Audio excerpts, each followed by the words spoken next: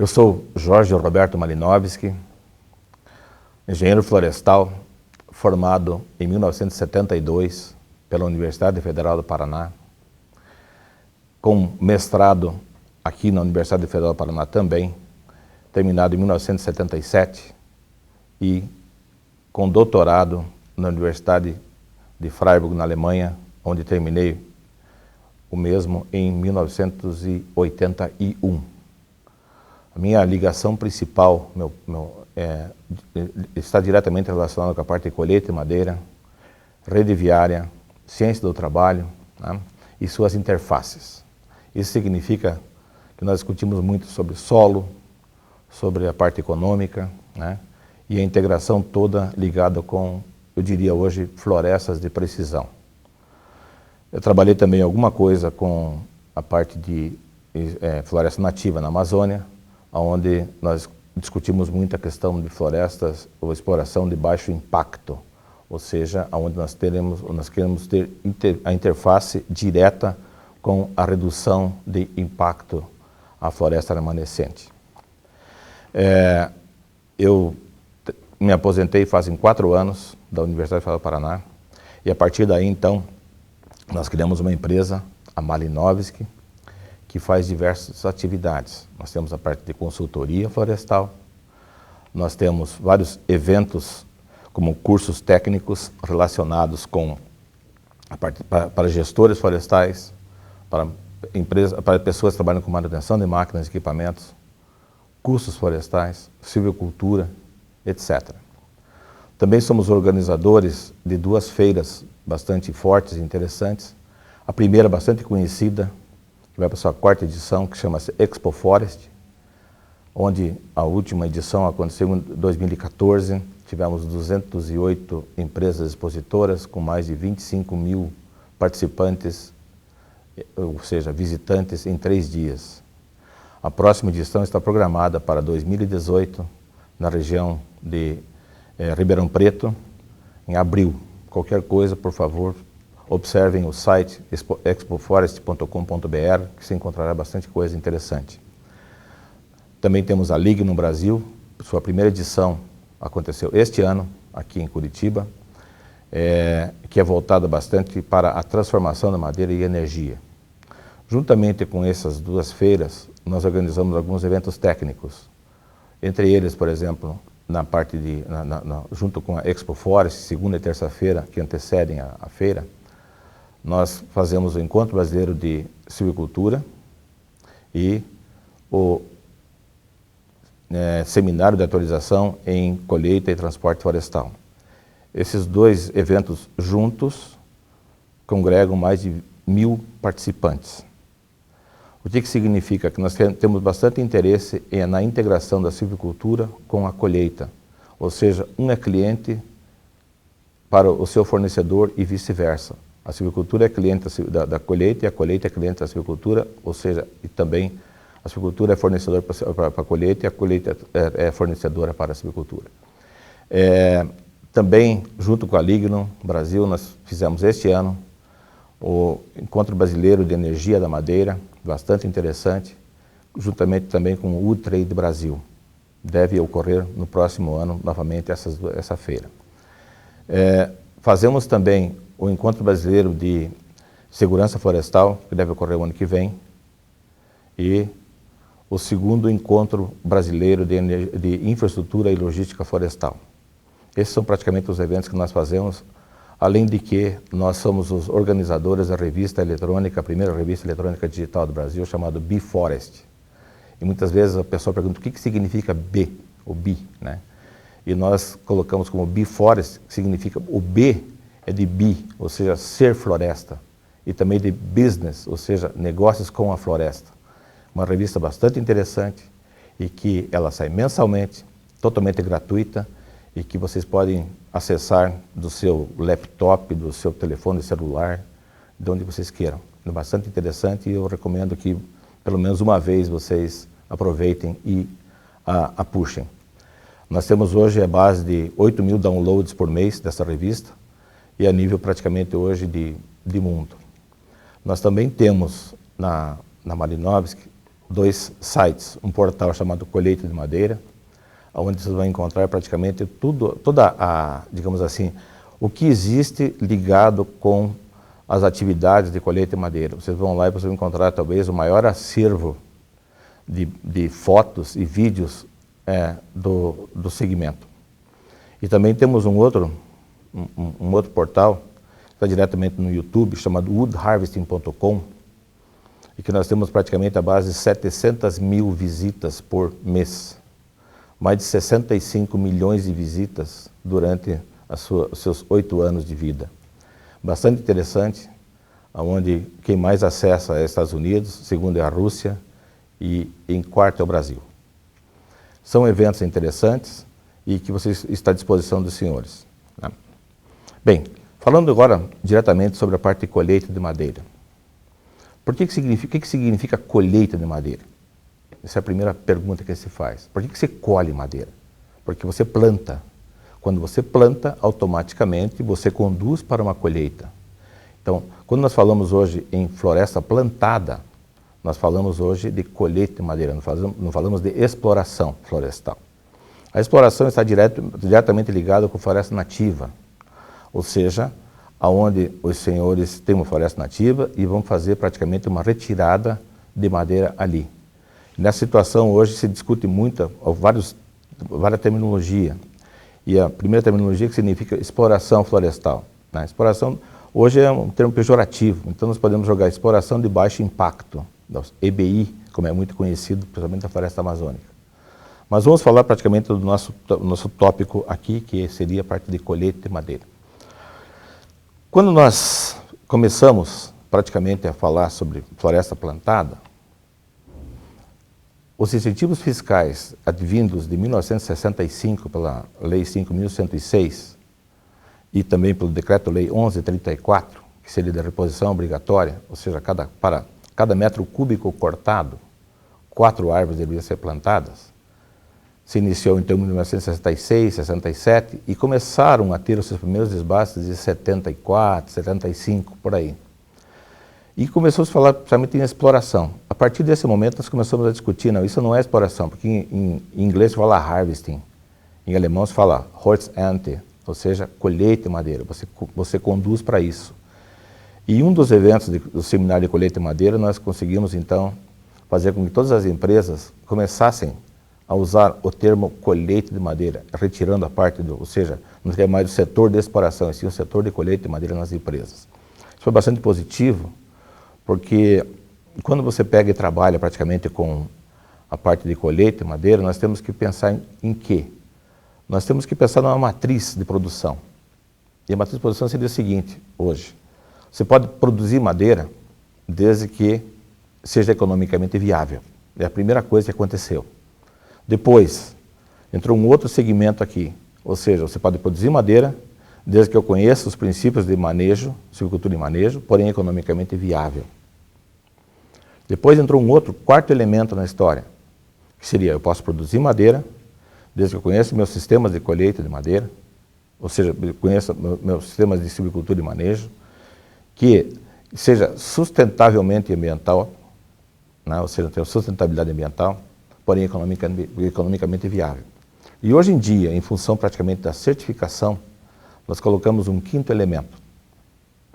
Ou seja, hoje para você produzir madeira, você precisa conhecer os sistemas de silvicultura e manejo, nós temos que ter sustentabilidade ambiental, porém entrou uma outra questão que seria a questão social, ou seja, a responsabilidade social.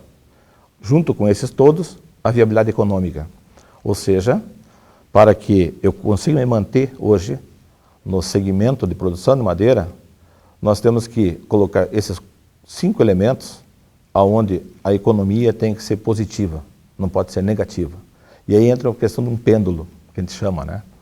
Onde você coloca a produção de madeira em cima, você coloca o meio ambiente de um lado e coloca a economia do outro. E esse pêndulo começa a movimentar para lá e para cá. Antigamente, simplesmente, ele estava ligado diretamente à parte econômica. Com a pressão ambiental de certificação, ele começou a ir para o outro lado. E ele vai se movimentar até chegar a um ponto de equilíbrio. E esse ponto de equilíbrio, eu não sei se nós já estamos ou não, mas já ele se movimentou várias vezes para lá e para cá. Para isso significa o quê? Que nós podemos produzir madeira com responsabilidade.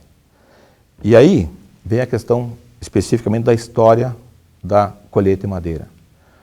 No início, quando se começou a fazer os primeiros desbastes, por incrível que pareça, se usava machado para derrubar a árvore.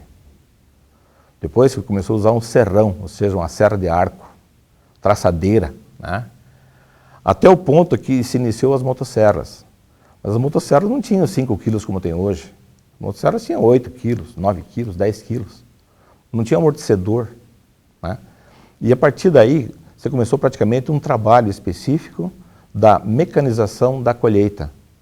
A introdução da motosserra nos idos de 1980 foi um grande passo, onde você tinha uma equipe de trabalho, por exemplo, com um operador de motosserra e 4 ajudantes. O cara derrubava madeira, o operador de motosserra derrubava madeira, os ajudantes desgalhavam, ele traçava e os ajudantes amontoavam isso aí. Usava-se o quê? Usava metrinho, 1,20 m de comprimento. Quando foi para 2,40 m foi um passo muito grande. Para 4,80 m foi muito maior. E hoje você vê a maioria das composições todas com comprimento da madeira de 6 metros. Né? Então, com isso, o que aconteceu? Você reduziu grandes problemas com acidentes de trabalho. Vocês imaginem numa rodovia levando madeira 1 metrinho, né? Digamos assim, duas pilhas transversalmente, muito mal amarradas, o que caía de madeira na estrada, os riscos de acidentes que existiam, etc. Né? E aí, só fazendo uma analogia, hoje vocês têm com 6 metros, mas a gente continua vendo algumas situações onde tem muita casca no meio. E já antevendo o futuro, nós temos hoje, por exemplo, já uma legislação para cana, onde vai ter que fazer praticamente uma proteção lateral. Né? É bem provável que para a madeira isso vai acontecer também. Ou seja, a qualidade das tarefas tem que ser muito bem feitas para reduzir custo no futuro.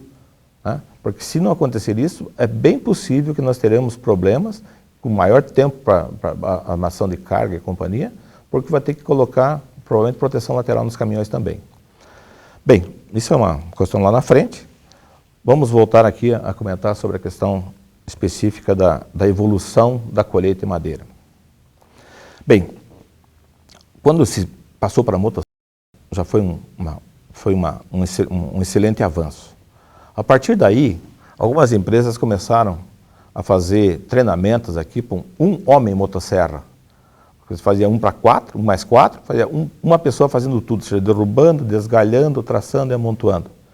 E tiveram empresas que realmente fizeram esse tipo de trabalho e tiveram grandes avanços na parte de rendimento e custo.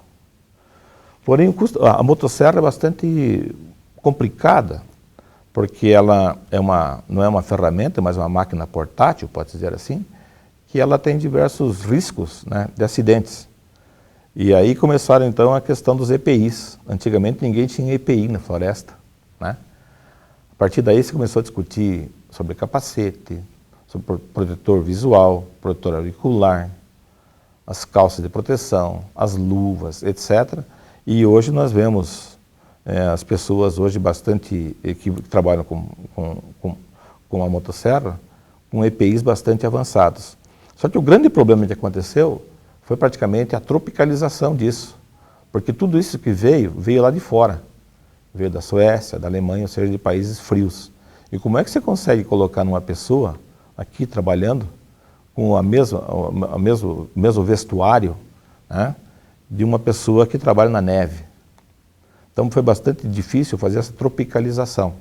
Muitas coisas, inclusive, não se conseguiu. Por exemplo, a parte superior do corpo, do tronco, você não conseguiu, digamos assim, fazer a tropicalização necessária como era antigamente.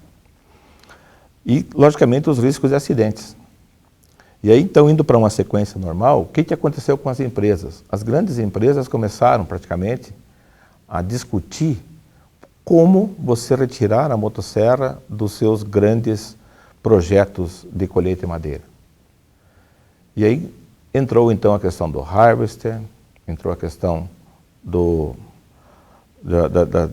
a forma de como retirar essa madeira, né, com os fellers, né, e tentando retirar a motosserra digamos, do processo pelo risco de acidentes que existia também. E muitas empresas hoje praticamente têm as suas atividades de colheita de madeira quase que, não digo 100%, mas bem perto de 100%, utilizando o harvest e feather, né? Esses são eventos interessantes porque elas te dão uma dimensão aonde nós podemos chegar. E aí vem uma pergunta bastante interessante na história: quando é que começou a se fazer isso? E isso também tem uma ligação que, por um lado, é muito positiva e outra nos remete a uma questão negativa da nossa história. Nos anos de 80, quando o nosso presidente Collor chamou os nossos automóveis de carroças e abriu a opção aí digamos assim, da importação, não vieram só os carros, não vieram só a modernização dos carros, mas sim também a modernização de equipamentos e máquinas ligadas à operação de colheita de madeira. O que nós tínhamos antigamente era, como sistema, vamos chamar como sistema, era a derrubada, então nesse caso já com motosserra, né? A extração com mini skidder, o traçamento na beira da estrada, né? E o carregamento manual. Isso para pinos. Para eucalipto, era derrubada com motosserra, o desgalhamento com motosserra, o traçamento com motosserra, o amontoamento manual, a extração de madeira existia um sistema de argolão ou de trator com berço, onde existia um berço na frente, na frente e atrás dos tratores agrícolas, e o carregamento manual, que depois se começou a trabalhar com praticamente o carregamento mecanizado. E eu diria que nessa situação, a primeira atividade que se mecanizou no Brasil, além da motosserra, foi o carregamento. Por quê? Porque o número de acidentes que existiam no carregamento foi muito grande. Em que sentido? Você imagina um carregamento manual, o cara encostava na beira de um barranco e fazia praticamente o carregamento todo manual. Então, o eucalipto é liso, principalmente quando ele é cortado e transportado rapidamente, né? Ele é pesado. A organização de uma pilha, você tem que jogar pé e ponta para você não ficar de um lado só e companhia. Então, a primeira coisa que aconteceu como, digamos, mecanização foi o carregamento. E, logicamente, aí começaram a aparecer algumas marcas aqui e que hoje estão bastante modernas. Mas os primeiros carregamentos, os carregadores eram impressionantes. O peso deles era muito grande. Não tínhamos qualidade de aço adequada aqui, né? As mangueiras hidráulicas aqui, os caras não conheciam que era uma pressão hidráulica. Hoje praticamente tudo é voltado com motores hidráulicos e tudo, né? Não tinha isso daí, então vivia vazando óleo hidráulico, o peso desses carregadores era complicado, trincas nos carregadores, foi muito complicado essa fase de adaptação. Quando começou a importação dos equipamentos, começou a ajudar muito, porque quem não cria, copia, né? E houve muita cópia de muita coisa que veio lá de fora, no início. A gente ia principalmente para as feiras como a Elmia, na Europa, na Suécia, e via aquelas máquinas, naquela época de alta performance, etc. E assim, quando é que isso vai acontecer aqui no Brasil? E esperava 6, 8 anos para que acontecesse alguma coisa similar. Hoje em dia, não. Hoje em dia, pela globalização, o que sai lá praticamente 3, 4 meses está aqui, né? Então, o lançamento de lá, quase que se faz um lançamento simultâneo aqui. Isso ajudou muito, praticamente, em quê? Ajudou muito na mecanização, na redução de acidentes, né, etc. Bem, quando você fala também em motosserra, existe uma coisa bastante interessante que discutia-se muito na época, que era a questão da ergonomia. Nós fizemos alguns trabalhos aqui, por exemplo, de batimento cardíaco. E eu me lembro de um que nós fizemos que até me assustou. Ou seja, uma pessoa derrubando, desgalhando, traçando madeira, como um eito sozinho. Aí ele foi almoçar. Então o batimento cardíaco nessas alturas estava à base de 130, 125, 130, 135 batidas por minuto. Aí ele foi almoçar. Eu olhei na marmita do rapaz, tinha feijão, carne, arroz, uma coisa super pesada, né? Ele comia tudo aquilo. Depois do almoço, ele foi fazer o quê? Ele foi amontoar a madeira, com 2,40. Quando ele foi amontoar essa madeira, o que aconteceu? O batimento cardíaco dele foi para 170 batidas por minuto. E eu olhei aquele cara branco, falei, caramba, e o cara pau e pau, né? Aí o que eu fui ver? Perguntei que idade que ele tinha. Ele tinha 35 anos. Parecia uma pessoa de 50. Então o que deu para notar uma situação como essa? Que uma pessoa como essa não deve ter problema de, por exemplo, de um infarto, né? Porque ele pulsa sangue direto ali, não vai ter problema. Mas ele pode ter problema de embolia cerebral. Ou seja, ele vai ter envelhecimento precoce. Então são coisas que começaram a chamar a atenção, né? Porque as atividades você tem que saber como organizar. Então uma coisa que você achava super interessante podia ser uma coisa bastante complicada pela forma de trabalho. Então você começou a discutir balanço energético e outras coisas mais que se discute hoje ainda muito, diretamente relacionado com o quê? Relacionado com as atividades que a pessoa trabalha nesse momento. Bem, é só para ter uma ideia do porquê também, digamos, a motosserra em uso contínuo durante 5 dias ou 6 dias por semana é bastante complicado. Acidentes de trabalho, com afastamentos e tudo aconteceu muito. Bem, agora vamos voltar então, o que nós temos hoje? Estou contando bastante sobre história, porque diz que quem não tem história não se consegue praticamente conhecer o seu passado e o seu futuro está diretamente relacionado. Hoje nós temos uma interface bastante grande e se discute muito a questão do sistema de colheita de madeira com a rede viária, por exemplo. Estradas é o patinho feio da história, né? Sempre foi na estrada, para que estrada? Só que se você não tiver estrada, você não planta, você não mantém e você não tira a sua produção. Então hoje se discute muito a questão de estradas relacionadas com o quê? Relacionadas com a forma de produzir floresta plantada. E a densidade de estradas está diretamente relacionada com diversas atividades aqui.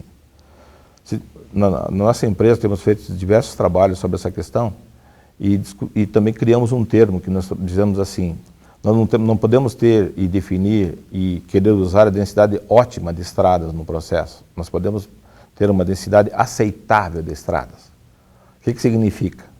Se nós fizermos uma curva, nós podemos jogar custo de estradas é uma linear, 1 quilômetro custa 50 mil reais, 2 quilômetros 100 mil, então ele fica reto. Só que quanto nós temos de linear aqui, quanto mais estradas, nós temos menor distância de extração. Consequentemente, o nosso custo de extração diminui. Como também diminui o custo da silvicultura. Tá? Só que quando nós temos mais estradas, nós temos um custo de manutenção que sobe também. Quando nós temos mais estradas, nós temos um custo de perda de área produtiva, também sobe. E também temos um outro custo que sobe, que é de passivo ambiental. Somando isso tudo, nós temos uma curva de custo total, uma inflexão. E na parte baixa, jogando o custo em cima e densidade embaixo, nós temos o custo mínimo disso aí, que chama-se densidade ótima de estradas. Agora, isso como a gente não consegue, nós jogamos aqui 3 a 5% do lado do custo e colocamos uma linha e jogamos aqui embaixo, praticamente, 2 linhas, onde nos dá um rango, né, que nós chamamos de densidade aceitável de estradas. Isso é um trabalho bastante interessante que hoje as empresas estão cada vez mais pensando em como fazer. Porque a densidade aceitável de estradas também não significa qualidade. Então nós precisamos também definir a questão da qualidade de estradas. E essa qualidade de estradas está diretamente relacionada com o quê? Com a época da colheita de madeira, se é época seca ou época de chuva. Nós temos que discutir também que tipo de veículo, de composição, de transporte que vai passar ali. Nós temos que decidir também sobre os critérios de certificação, onde que você pode fazer o ponto de pilha para que seja trazida essa madeira e que seja transportado. Então essa interface é bastante interessante e que faz parte hoje de digamos assim, de uma linha de trabalho geral. Juntamente com isso, nós também temos a questão dos forwarders e dos skidders, que hoje se trabalha bastante para a extração da madeira, que nós estamos cada vez mais aumentando a sua tonelagem. Quanto mais se aumenta a tonelagem, maior é praticamente o seu raio de transporte. Tá? Esse raio de transporte, ele está diretamente relacionado então com o quê? Com o investimento que você tem, né? E com as condições das empresas. Falando então agora especificamente sobre a questão ligada com o que nós temos hoje e o que nós vamos pensar para o futuro. Eu diria que os sistemas de colheita de madeira que nós temos hoje, o cut to length, o tree length, ou seja, madeira curta e madeira longa, o sistema não deve mudar. E já não está mudando há muito tempo. Né? O sistema não muda. O que vai mudar então? E o que está mudando? É tecnologia embarcada. Nós temos hoje um cabeçote harvester mais leve, né? Nós temos com maior produtividade, com menor redução praticamente de perda com redução de perda de tempo, né? Aumentando, digamos, a sua efetividade de trabalho. Porém, uma coisa bastante interessante aqui é que para onde que a gente vai? Onde é que se podia ganhar dinheiro nessa história? O que podia ser? Pô, vamos fazer transporte por duto, transporte com raio a laser, o que nós vamos pensar por helicóptero e companhia? Tudo isso aqui está hoje em aberto. O que nós sabemos com certeza é que nós vamos embarcar tecnologia. Nós estamos embarcando GPS, com geoposicionamento de máquina, nós estamos embarcando muito no controle de máquinas e equipamentos, nós estamos trabalhando muito com a questão hoje do treinamento dos operadores, onde, se você pensar, quando as primeiras máquinas que entraram aqui no Brasil, nós tínhamos um gap tecnológico bastante grande, onde nós tínhamos as máquinas de alta performance que disponibilizavam bastante opções, mas a pessoa não sabia usar. Então você tinha a oportunidade aqui e o uso aqui embaixo. E esse gap tecnológico aqui só ganha com o quê? Com o treinamento. Né? Se ganhou bastante com esse centro de treinamento, cada vez mais está se ganhando, né?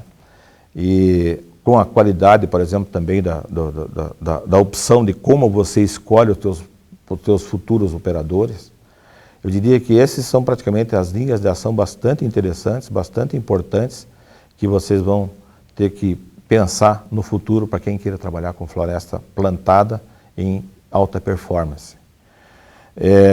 No mais, eu diria que também o transporte da madeira, cada vez mais, a gente vai reduzir a tara dos equipamentos, ou seja, vamos reduzir o peso das composições para que consigamos trazer mais madeira, né? Dentro do peso bruto total com carga. Eu diria que a parte de colheita de madeira é bastante importante, porque ela praticamente é a base do abastecimento fabril. Trabalhem bem com colheita de madeira, façam bem as suas linhas digamos assim, de planejamento, façam o controle, porque eu diria que dentro de uma empresa você tem a diretoria e tem o abastecimento de madeira. O meio, dependendo do que você aperta em função praticamente de uma crise, né, ele praticamente pode escamotear, mas essas duas áreas praticamente sempre vão existir na empresa. Então, pessoal, agradeço pela oportunidade, né, e a partir daí, então, estou à disposição para qualquer coisa que vocês queiram. Nosso site da empresa é www.malinoski.com.br, né, e o meu e-mail é jorge, né, com j, @malinowski.com.br. Muito obrigado.